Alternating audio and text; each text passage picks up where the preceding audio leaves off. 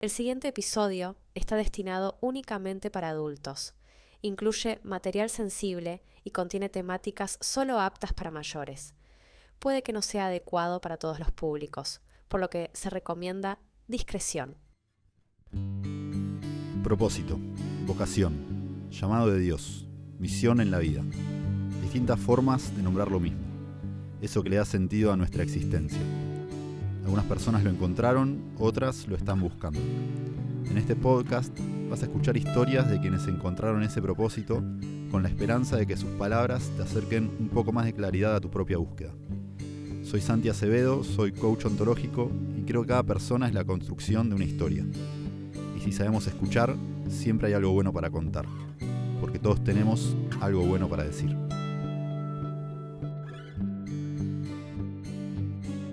Bueno, negro, Lucas, negro, va a ser difícil tantos años que nos conocemos decirte Lucas, pero gracias por estar acá, para mí un placer. Sos uno de mis mejores amigos, así que compartir esto con vos va a ser muy lindo. ¿Querés arrancar presentándote, contando un poco a qué te dedicas? Bueno, dale. Para mí, primero es un honor, te lo tengo que agradecer. Sos de mis mejores amigos y para mí esto es muy especial. Eh, Estar a tu servicio, es importante. Gracias. Eh, Parece que te estoy obligando a estar a tu servicio. en los buenos términos. Ahí va. Eh, Mi nombre es Lucas Occhiusi, soy arquitecto. Trabajo en la profesión hace casi 10 años, o sea, entre lo formal y lo informal, entre con matrícula, sin matrícula, entre meterme de curioso, y disfruto bastante de lo que hago. Abordé a la profesión desde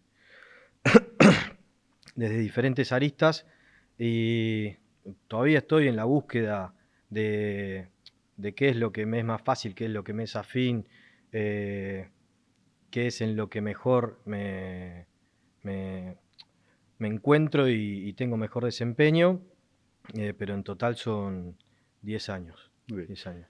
Recién decías que disfrutás mucho de lo que haces. Concretamente, ¿qué es lo que más disfrutás de tu profesión? Em, Creo que el primer encuentro con la hoja en blanco me parece un momentazo dentro de lo que es toda la vida útil del proyecto, teniendo en cuenta que, no sé, de todas las ramas del arte, la arquitectura es como muy fiel en ser una idea hasta terminar de ser algo concreto a lo que se toca, obviamente en las instancias en las cuales un proyecto se termina ejecutando. A Eh, ver, para entender, eso sería como que en comparación de otras artes, de la nada pasás a algo material, tangible. Exactamente. No es lo mismo una canción que una casa y como eso llevándolo al extremo, como ese paralelismo en la arquitectura es, nada, en todo ese proceso del 0 al 100, termina siendo como algo súper terrenal, algo re concreto, porque también hay mucha vida que gira en torno a toda esa periferia inmediata, inmediata y no inmediata, de lo que implica construir algo en definitiva. Mucha vida, ¿a qué te referís? Mucha vida, muchos operarios, muchos actores, está la parte dura y la parte blanda. Es como la parte blanda tiene que ver con todo eso de la hoja en blanco y cuáles son las ideas, inspiraciones y canales que llevaron a que esto se empiece a proyectar de esta manera y no de otra. Y después la parte dura de, bueno, hay que arrancar a demoler, hay que arrancar la obra de cero, esto tiene una carpeta, pasa por la municipalidad. Los ladrillos. Sí, sí, los ladrillos y un montón de cosas más, pero sí, en definitiva sí. Vuelvo a lo anterior. El proceso creativo me parece algo fascinante, cuáles son eh, las herramientas de las cuales uno se vale y las personales y las que empezás a adquirir en los encuentros con el cliente, con el comitente, como para tratar de hacerlo más genérico todavía. Y después todo eso, capitalizarlo y que se transforme en una idea. Una vez que se transforma en una idea, empieza tratando de bajarlo a tierra, arribar a ciertos mojones de los cuales arranca un proceso, termina otro. Arranca un proceso, se termina. Arranca un proceso, se termina. Y empezar a tener como esas concreciones y que llegue a este 100% del que hablábamos hace un rato. Que sería la casa o el edificio, lo que sea, terminado, ¿no? Exactamente, Y, exactamente. ¿y qué te pasa con esto de la casa, ¿no? Porque, o sea, todo esto lo entiendo a nivel técnico, a nivel profesión, pero la casa es un símbolo también, ¿no? Para las personas, como cuando viene un cliente y te pide una casa, te está pidiendo algo más que eso, entiendo. ¿Cómo conectás con eso? Eh, el prototipo casa como vivienda unifamiliar me encanta como pedido y me encanta como desafío a la hora de poder interpretar, más allá del programa que vendría a ser una cocina, un baño, un toilet, etcétera, etcétera, cómo pretende vivir en definitiva esa familia y poder ser fiel a que esas ideas, yo sea un canal para que eso, eh, el comitente en definitiva esté conforme con, che, yo quería realmente habitar así mi casa. Quería tener este vínculo con el exterior, quería que la privacidad se maneje de esta manera u otra, quería pensar en generaciones futuras y ver la economía de los recursos, etcétera, etcétera. O sea, te metes en un mundo eh, infinito que primero habla de cuáles son sus lógicas y políticas frente a la sociedad y después a la sociedad con del mostrador para adentro vendría a ser. ¿Cómo sería eso el mostrar para adentro? Y porque, no sé, esto que estamos hablando de los recursos hace un rato, de, che, ¿cómo pensás tu casa? Hay un montón de tecnologías que piensan en la preservación de los recursos y hay otras que no. Entonces, ¿cómo lo pienso? ¿Lo pienso en sociedad? ¿Lo pienso para mi familia? Ah, ¿Estás hablando de, por ejemplo, cuestiones vinculadas al reciclaje o a... exactamente, exactamente. Eso puede ser un ejemplo, o mismo desde, nada, o sea, esos materiales responden a fines estéticos o fines de recursos de longevidad de los materiales. Entonces, ¿qué prioriza el cliente? La estética, Ok. el bolsillo, los recursos a futuro. Mm. Te empezás a meter en mundos que son infinitos y te da la posibilidad de conocer muchísimo de su mundo para poder proyectarlo en una vivienda. Claro, me imagino que también debe ser un aprendizaje infinito. eh, por un lado, haber empezado a aprender a leer esas cosas de un cliente, ¿no? Pues, Exactamente, o sea, te tenés que poner en modo esponja,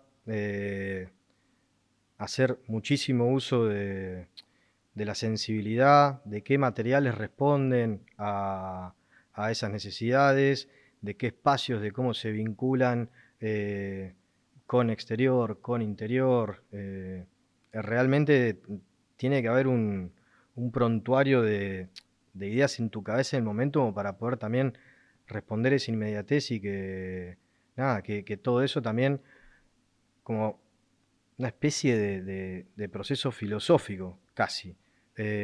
Como la mayéutica, que era el arte de dar a luz el conocimiento, con las preguntas empezás a dar a luz el proyecto de a poco, le empezás a dar forma. sí, como un trabajo en conjunto con el cliente, Exactamente. de ir, claro, materializando. Porque también me imagino que deben pedir cosas que por ahí no se pueden, cosas que sí, cosas que a partir de tu interpretación mostrás que antes no veían. Exactamente. Sí, sí, sí. Sí, sí. Darle lo que no sabía que quería. Claro, claro, eso debe ser espectacular. Aparte, me imagino lo que debe pasar en la cara de una persona que te pide una casa y vos le mostrás el plano con esa conjugación de sus ideas principales, que era lo que primero quería, y después tu mano. No sé, ¿qué pasa en las personas? ¿Qué notas cuando vos haces un proyecto y lo mostrás por primera vez? Me imagino un render es eso, ¿no? Sí, sí, sí. O sea, hay diferentes maneras. Hay maneras muy técnicas de mostrar. Hoy el render es una herramienta que colabora muchísimo con el- el- la primera mostrada de proyecto porque es algo que prácticamente se ve la casa terminada. Entonces, en ese sentido, hoy las tecnologías colaboran un montón y todas esas ideas que capitalizaste en su momento, vos tenés que contar cómo arrancó el cuento. Che, mirá, ¿te acordás cuando hablábamos de esto? Que vos decías que te hubiese gustado tener estas intenciones, esto, bueno, se materializa en esto. Es difícil que lo ¿Y entienda. qué pasa en la persona cuando lo ve? No, es tan heterogéneo como la cantidad de proyectos, pero Ok. es, es un momento especial.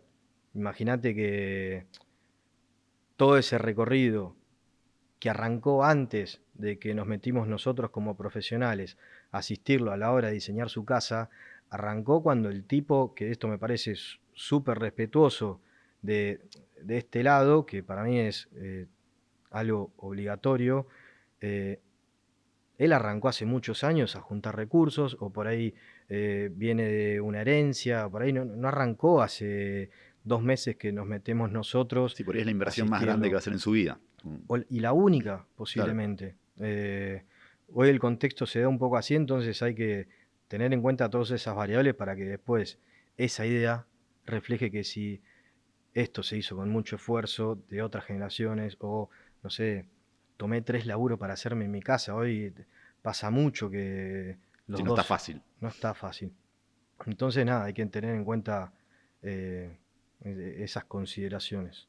Me gustaba, como ahora, poder entrar un poco. Hasta ahora me venís contando tu ser arquitecto, tu vínculo con tus clientes, pero me gustaría entender, que cuentes un poco tu historia con la arquitectura, ¿no? Como cuando eras chico, ¿te imaginabas siendo arquitecto o qué querías ser? Yo ya de chico, no sé, era como algo ya sabido. Iba a estudiar arquitectura cuando en mi casa se ponían a hacer reformas o venía cualquier mano de obra. Yo no fui a jardín y estaba mucho en mi casa. Y estaba todo el tiempo con los obreros. Sí, como la Y foto que tenés ahí en tu escritorio. sí, sí, tengo una eh, foto con me acuerdo que era Tulio, el Tano que venía a mi casa en ese momento, y me armaba el sombrerito ese como si fuese un operario. Me daba una masa y yo me entretenía con eso. Eh, Me quedó ahí en el tintero. ¿Por qué no fuiste al jardín? Me lo dijiste mil veces, nunca te lo pregunté. Me quería quedar a cuidar mi casa. Eso le decía a mi familia. Y la verdad no tengo más argumentos que esos. Me quería quedar a cuidar la casa. ¿Pero por qué? ¿Qué crees que te pasaba ahí con eso? Eh, La verdad, desconozco, pero eso era como lo que me transmitió mi vieja después. Me quería quedar a cuidar la casa, iba a jardín un rato, no recuerdo haber llorado mucho, ni mucho menos. Eh, También, bueno, o sea, por ahí hay cosas que yo no recuerdo por la edad, pero había algunos temas periféricos que por ahí ocasionaban que yo me quede más en casa. Amén de que mis intenciones eran esas. ¿Tenés idea qué temas? Y en ese momento mi viejo estaba con algunos temas de salud, que tenía que ir mucho a hacerse estudios. No tengo registro a fuego de eso, pero sí sé que fui, eh, creo que medio año a jardín y después había arrancado primer grado. Ok. Vos tenés un hermano mayor y una hermana. ¿Ellos también? eh, No, ellos en ese momento siguieron yendo al colegio con normalidad. Tengo un hermano más grande y una hermana más grande, yo soy el más chico y ellos ya estaban en preescolar, por ahí, ya estaban en circuito normal. claro. Mira, ahora escuchando como que por ahí ya hay algo de eso de querer cuidar la casa, como desde siempre, ¿no? Desde hacerte cargo de algo de la casa, ¿no? Eh, como Sí, ya sí, marcado ahí. ¿Por qué edad tenías ahí? 5, Claro. 6 años, 5, 6 años. Pero me quedaba ahí con mi vieja en ese momento. Mi viejo laburaba poco, hacía muchos estudios, estaba como con mucho foco en esa época, con un lío que tenía ¿Te y acordás? que el tema que tenía. Y mi viejo había tenido una mala praxis por una intervención que se tenía que hacer en médula y nada, el escenario que le habían presentado era adverso, eh, pero la sacó adelante. Para mí es súper meritorio. Mi viejo es el número uno, Carlitos. Carlos. Caso de chiquito, me dice la verdad. ¿Qué hace chiquito? Sí. Che, y bueno, muy marcado por esto, por Tulio, la historia de querer cuidar la casa, y después cómo ha sido tu recorrido con la arquitectura. Sí, no tengo recuerdo difuso de en algún momento eh, haber barajado otra opción de hacer otra cosa que sea arquitectura, más que cuando terminé el colegio, y tenía que arrancar la facultad. Y en un momento empecé a pensar en alguna otra segunda opción, por las dudas. Pensaba en diseño de indumentaria, pero siempre volví a arquitectura, siempre volví a arquitectura. Hasta que arranqué el CBC, después de que arranco el CBC, estábamos por arrancar primer año y yo me había metido a laburar con mi viejo en la fábrica, Fábrica de. una fábrica de productos químicos. Eh, Me meto a laburar con mi viejo porque quería seguir yendo al club, quería ir a la facultad, quería seguir haciendo un montón de actividades. Entonces eso me permitía tener flexibilidad con los horarios y bueno, al tiempito le diagnostican una enfermedad a mi viejo Estamos hablando de qué edad. y ahí tenía entre 18, ponele, O sea, 18 años, recién arrancando. recién arrancando. Bueno, Eh, le diagnostican. Le diagnostican un cáncer que aparentemente con operación era tratable. Y nada, yo ahí empecé a insistir a mi viejo, che, me paso de carrera, me hago cargo de lleno, De la fábrica. de la fábrica, porque de la familia era el único que se estaba involucrando y era el que iba todos los días con él, tiempo más, tiempo menos, tenía esa cotidianidad. Mi viejo me dijo que era ridículo lo que, lo que estaba pensando, así que nada, eh, hice omisión de ese comentario y me pasé a administración con vos, Fuimos juntos. fuimos juntos, hicimos el ingreso, fue una época increíble, nos reímos Nos divertimos muchísimo, mucho. Sí. pero después cuando llegaron esos momentos de ponerse duro y estudiar, eh, yo venía de ya tener primer contacto con el método de aprendizaje de arquitectura, que tiene que ver obviamente con el diseño, con defender, argumentar tus ideas, ponerte en crisis con esas cuestiones, cuestionarte, conocerte, eh, un montón de paletazos que había visto que me parecieron increíbles. Y cuando arrancamos ahí en administración nos tiran ¿Cuánto habías hecho arquitectura hasta ese momento? ¿Te acordás? eh, un año y medio, un año y medio. Eh, Cuando nos dan los tomos para leer, yo dije, no, no, yo no puedo leer ni el shampoo. Pero- Una hoja. sí, Una hoja sí, en blanco, claro. sí, pero me podía quedar noches y noches haciendo maquetas, ahí dibujando. Así que, bueno, o sea, eso salió bastante resumido, pero el ingreso había sido un año y ese proceso de aprendizaje de administración habían sido 3 meses que bastaron para volver a arquitectura y Mm, abrazarla mm. Oh, con un cariño absoluto. Muchísimo, muchísimo. mm, Tenía mucha sed de volver. ok. Sí, no, que quería dejarte terminar la idea, pero volver a esto de tu viejo diciéndote qué haces haciendo administración. eh, ¿Por qué crees que decidiste cambiar? ¿Por qué decidí volver a No, no, arquitectura? ¿por qué decidiste dejar y arrancar Ah, ok, administración? en primera instancia. Y a ver, yo vi todo ese contexto del diagnóstico de mi viejo, que era el único de la familia que estaba como involucrado, y la verdad que fue hasta como medio inconsciente, o sea, ni lo pensé.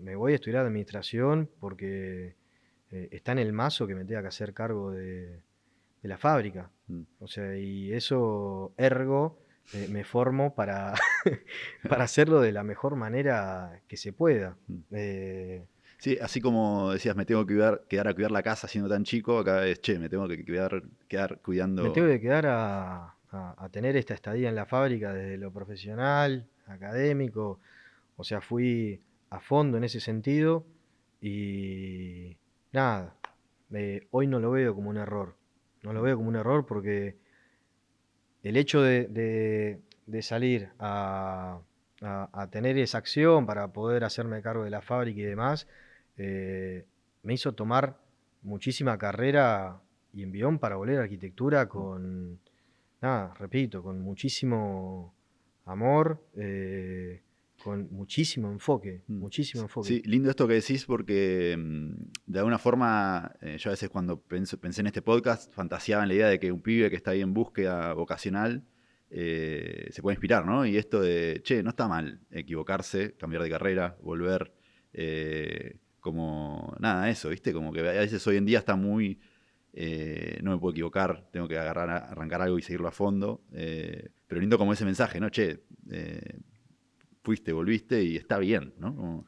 Sí, a ver, esos fueron 2 años que para mí valieron la pena eh, para poder hacerme fuerte en mis convicciones. Yo ya sabía que quería ser arquitecto, me hizo claudicar el hecho de hacerme cargo de, vamos a ponerle, un legado familiar, eh, y después volví a arquitectura, dije, no, esto definitivamente es lo mío y ya había tenido como esos paletazos de que la arquitectura es un arte. Eh, Sí, perdón, que justo hablabas del legado familiar y volviendo un poco a lo que decíamos, como un legado familiar que de alguna forma te pusiste solo, ¿viste? Porque tu viejo te dijo, Mi viejo al contrario me dijo, andá a pegar ladrillos. O sea, apellido Cuse y Retano, es como que venía, venía hasta mi viejo bajando esa línea y nada, seguramente después me haya tomado como un ridículo, pero nada, fue como accioné y después afortunadamente volví a la carrera. bueno, ¿y ahí qué empezaste a sentir cuando definitivamente volviste en Morón, ¿no? En Morón, sí, sí.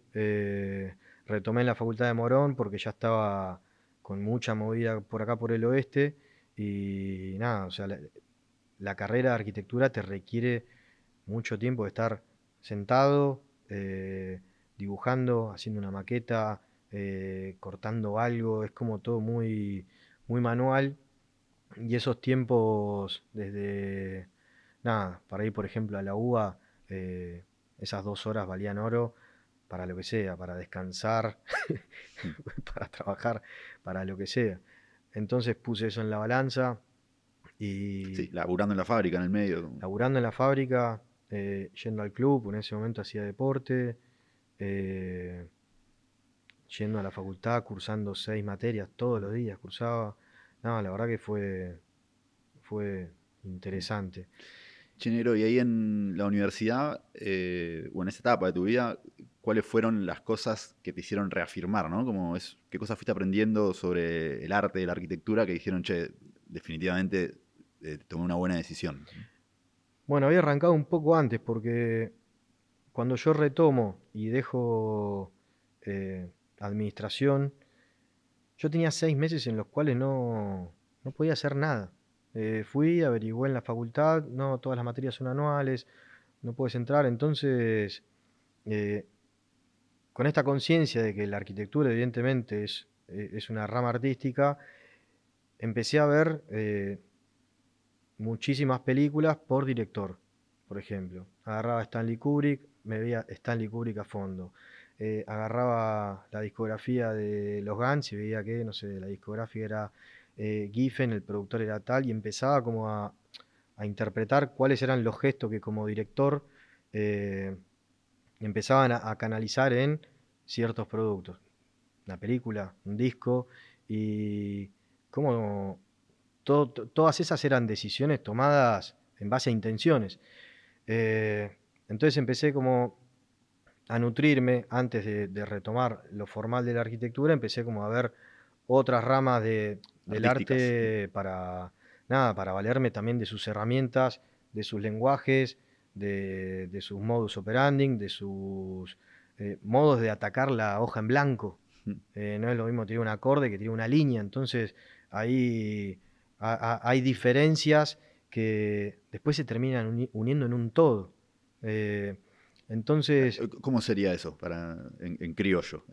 y en criollo es que eh, todas las canciones tienen una intención y todas las obras de arquitectura, espero al menos, o las que diseñan los arquitectos y arquitectas, tengan algo por detrás, que tengan contenido. Eh, entonces esas intenciones en una canción se terminan materializando con una introducción, un estribillo, un puente, estribillo y final. una casa tiene, ingresás a un hall, tiene una fachada, tiene un contrafrente, todo eso tiene que tener un hilo conductor, tiene que tener una coherencia compositiva, de manera que 12 canciones forman un disco y 5 ambientes forman una casa.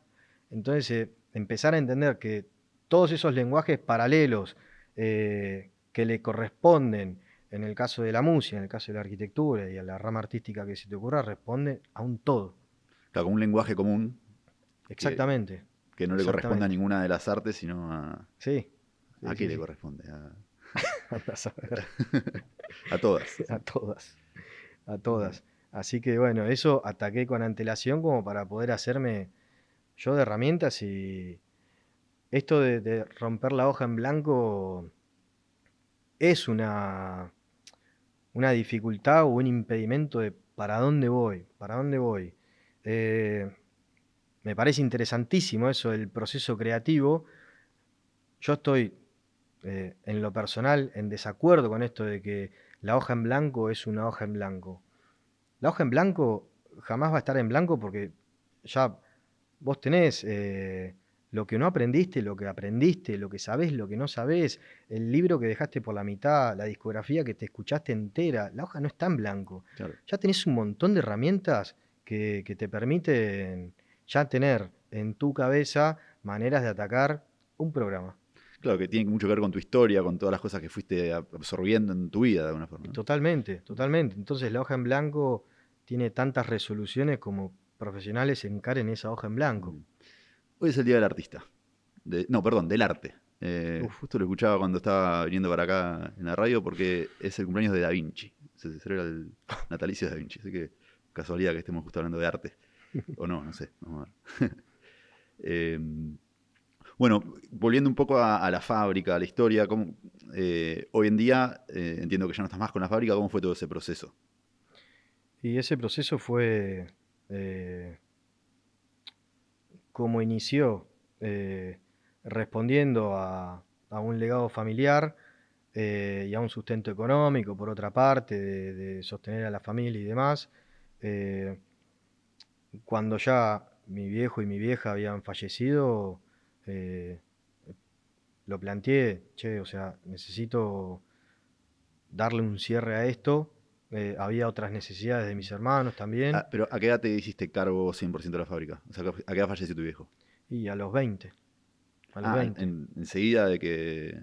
¿Vos ahí Sí, ya estabas con arquitectura o seguías...? ahí ya estaba con arquitectura, ahí ya estaba con arquitectura. Pero ya una vez que falleció mi vieja, eh, mi postura frente a la fábrica había cambiado, Claro, porque ya no había casa de la cual hacerse cargo, de alguna forma. exactamente, exactamente. Entonces, ahí primero me lo replanteé a mí mismo, ¿qué hago con esto? Una vez que la respuesta a qué hago con esto es eh, cómo encaro lo mío. No es qué hago con esto, es cómo encaro lo mío. Bueno, encarar lo mío significa eh, darle un cierre a la fábrica. Se sumaron estas aristas que a mis hermanos les parecía bien. Por ahí si lo hubiese planteado hace 5 años me decían que también estaba bien, pero son cosas que me impuse claramente yo. Eh, bueno, eso sí, hoy me lo juzgaría. Pero bueno, nada, Aprendiste. he aprendido, he aprendido. Sí, Eh, y lindo ver como metafóricamente esto de haberte dejado de hacerte cargo de tu casa, poder estar 100% disponible para hacerte cargo de la casa de quien te contrate o quien te la pida, ¿no? Porque me imagino que la fábrica te demandaba... sí, o sea, era partir el teléfono, era partir mi cabeza, no es el mismo Lucas el que entra a una obra, el que tiene vínculo con un cliente que se le está haciendo el proyecto o lo que fuere, que el Lucas Fábrica. El Lucas Fábrica era, eh, por más que yo le ponga mi impronta, mi chip era otro. Entonces hoy estoy como un poco más limpio en ese sentido, más enfocado y nada, trabajo mucho más, pero también disfruto mucho más. Claro. Eh, sí, y me imagino que de alguna forma los procesos creativos, al no tener la cabeza puesta en la fábrica, no sé, me imagino que se te habrán abierto una puerta ahí, ¿no? También. Sí, definitivamente, definitivamente, porque tenés una carga menos y tenés más posibilidad de el tiempo que no iba a la fábrica, hoy escucho música. Y para mí la música es, nada, me prepara para un clima o me inspira para algo. Es realmente, bueno, yo estoy todo el día escuchando música. Me modifica, Sí, me acuerdo que éramos definitivamente. chicos y vos a veces en vez de elegir salir a bailar como hacíamos todos, te ibas a ver una banda, como que siempre muy Sí, marcado por...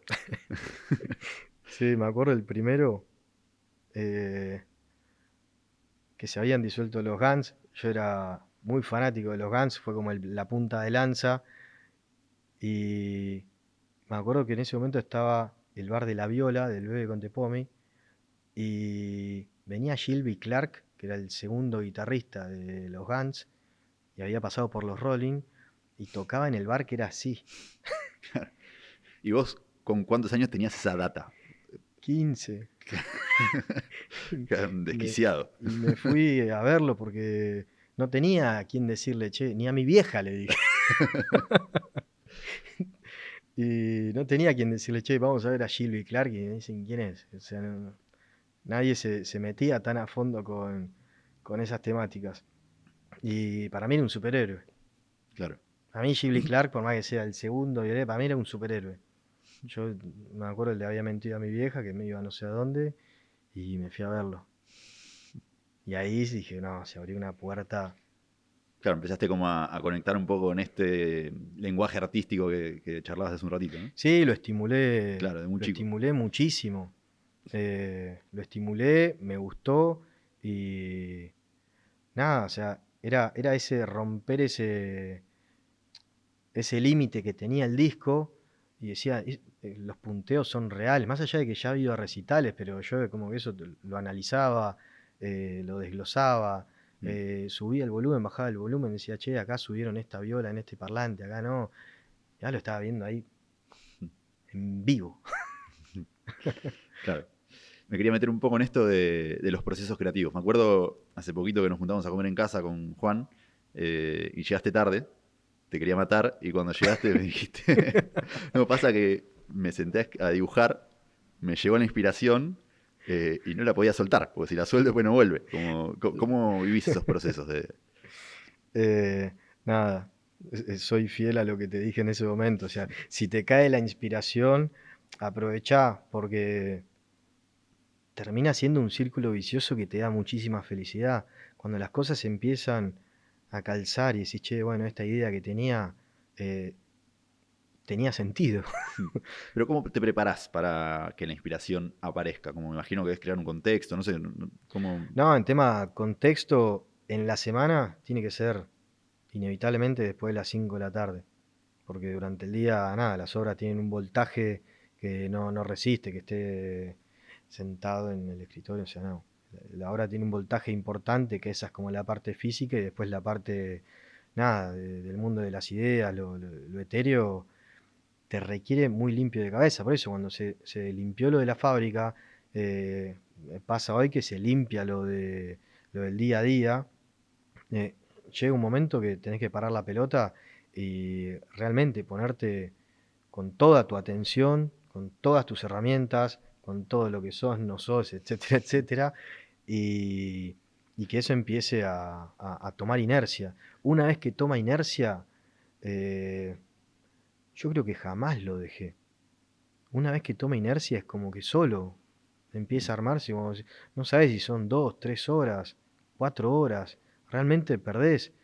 Eh, a mí en lo particular me pasa que estoy todo el tiempo yendo de acá para allá con un cuadernito muy chiquito. Me encanta que el papel sea el papel amarillo, grueso, que la virome tire mucho chorro, o que sea una pluma. Me gusta, o sea, que haya nada, un buen lienzo. Y cuando empezás a dibujar, yo dibujo solamente a mano alzada. Hoy solamente los planos los agarro para ver datos precisos. Veo una cota, pero hoy no hago un plano porque no, ya no puedo.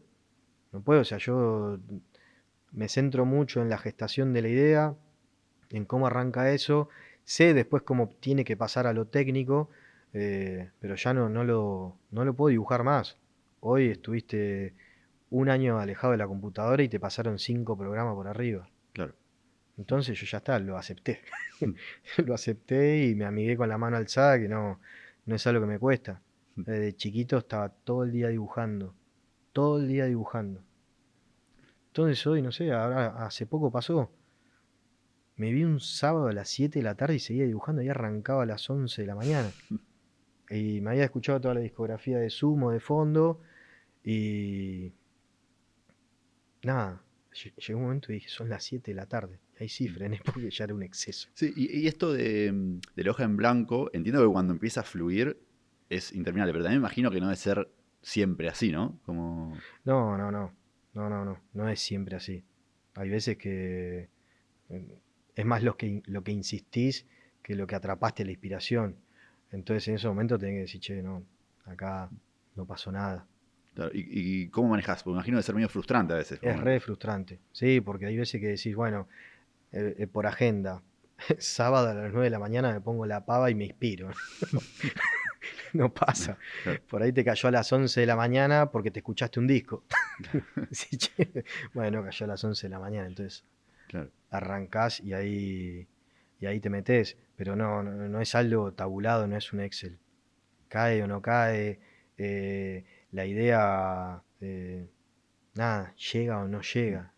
Sí, y otra cosa que también te quería preguntar cómo manejás es esto de la exigencia, ¿no? Porque por lo que venís contando y por lo que te conozco, pero acá me parece que queda un poco evidente esto de la exigencia de hacerte cargo de la casa, como también me imagino que te debes exigir también al proceso creativo que llegue a un punto de, que te guste, ¿no? Y me imagino cómo será poner ese límite, decir, che, ya terminé, esta es la obra. ¿Cuál es el punto que decís, bueno, ya está? No tiene final. Para mí no tiene final. O sea, hay muchas veces que apuro el proceso para que vaya a lo digital, porque si yo sigo con la mano alzada, lo reformulo y todo el tiempo es como que, nada, primero nosotros no somos los mismos de una semana para la otra. Agarrás tu proyecto que hiciste hace una semana y decís, che, esto lo podría haber resuelto de otra manera. ¿En qué estaba pensando? Y por ahí el sábado anterior te pensabas que eras Da Vinci. En su ¿Entendés? cumpleaños. Entonces, nada, todo el tiempo te vas repensando. Entonces llega un momento que de la mano alzada, que es más laxo, paso a lo técnico y ya en lo técnico empezás inevitablemente a ver otras cosas. Y hay muchas veces que estás oscilando entre los dos procesos y ya después viene acá, los mojones de los cuales estábamos hablando hace un rato. Mm, El primer mojón es la mano alzada, el segundo mojón es arrancar a que una pared esté derecha, con una línea hecha con un programa y que no sea una línea peluda porque no me salió. claro, Eh, en- entonces empieza a suceder eso. Si vos te quedás todo el tiempo en la mano alzada, acá tiene que haber intenciones muy claras, claro. muy claras. La exigencia tiene que llegar hasta ahí. Tiene que haber intenciones de, nada, esto, cómo me vinculo con el exterior, el aventanamiento, la privacidad, eh, las escalas, se achica, se contrae, Mm. nada, empezar a agarrar como así herramientas para que después eso esté más claro. Em, Pensaba como una última pregunta que ya te la hice en otros contextos. Entiendo que sabes de estilos arquitectónicos un montón. Y en esto que hablamos de lenguaje común artístico, que no solo corresponde al artístico, sino a todo esto. ¿Qué estilo arquitectónico te parece que fue esta conversación y por qué? Bien, bueno. eh, Pensala si necesitas, ¿no? no lo tengo que pensar. Esto, si tengo que pensarlo como qué tipo de obra es, vos tenés entre, ponele, vamos a considerar que es una vivienda. Cada uno de nosotros es una vivienda. Eh, si lo tengo que considerar como obra nueva o reforma, me gustaría que sea una reforma. Me gustaría que sea una reforma porque significa que nosotros nos podemos repensar y podemos hacer de cuestiones estructurales que ya tenemos. Hay algunas que no son flexibles, como una columna, una viga, no la puedes tirar. eh, pero hay otras cuestiones que sí tienen posibilidad de ser cambiadas y poner en valor. Entonces, eh, ¿A qué hace alusión con esto? ¿Qué tipo de arquitectura? Más allá de eso de lo funcional, me gustaría que sea. Y una arquitectura de culto. Una arquitectura de culto. Un eh, ejemplo. y no hace lazo con los materiales que están de moda. Hoy para mí un estudio que sabe usar bien el ladrillo, a mí me parece que es arquitectura de culto. Y para mí ese tipo de arquitectura tiene otra búsqueda que cerrar una pared. Hay otra búsqueda, depende cómo utilices el ladrillo, ¿no? Eh, entonces, nada, parece que estén estos espacios en los cuales uno eh, se repiensa, se investiga y tiene un propósito, que esperemos sea la evolución. Me parece que eso hace que sea arquitectura de culto. Hay otra búsqueda y es una reforma de nosotros mismos. Qué lindo. Gracias por eso. Eh, bueno, el propósito un poco de este podcast es vocaciones que inspiran, ¿no? Eh, y yo creo que es muy inspirador escucharte por dos cosas. Primero, por esta búsqueda de lo vocacional, ¿no? Como de ser fiel a lo que a uno le gusta de alguna forma y ir buscándole la vuelta con el tiempo, ¿no? En esto que contabas de las idas y vueltas con la carrera, a pesar de tenerlo claro. Como lo que te decía hace un rato, puede ser inspirador para alguien que lo escuche y esté en ese proceso, ¿no? Y por otro lado también me parece muy inspirador para otros, como tu propio proceso creativo, ¿no? Para aquellos que de alguna forma atraviesan procesos creativos en lo que hacen. Creo que escucharte puede ser inspirador y qué es eso lo bueno que tenés para decirle a los demás. Así que agradecerte por todo lo que contaste, por la apertura. Y no sé si te quedaste con ganas de decir algo más antes de cerrar. No, solamente agradecerte por el espacio. Bueno, un placer. Bueno, Dinero, te quiero mucho. Yo también.